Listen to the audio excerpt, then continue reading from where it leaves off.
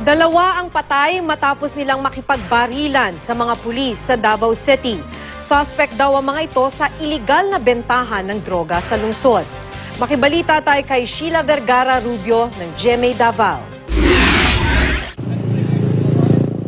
Tinamaan ng bala sa dibdib at ulo ang hinihinalang drug pusher na si Benefrero Plaza nang makaengkwentro ang Davao City Police. Ayon sa pulisya, taga Butuan City si Plaza at dumayo lang sa Davao para magbenta umano ng iligal na droga.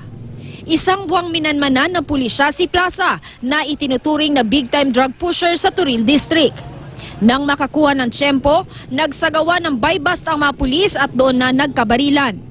Nakuha kay Plaza ang isang baril, 4 na bala, 5 sachet ng umano'y shabu, mga ID at pera.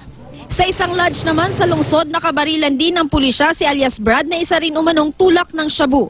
Napag-alaman ng mga pulis na nasa nasabing lugar ang sospek kaya naglunsad sila ng buy-bust operation.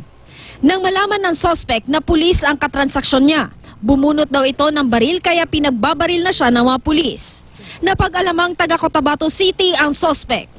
5 pakete ng hinihinalang shabu ang nakuha sa kanya. So, paulit-ulit ko sinasabi sa inyo, you get away from this city. No?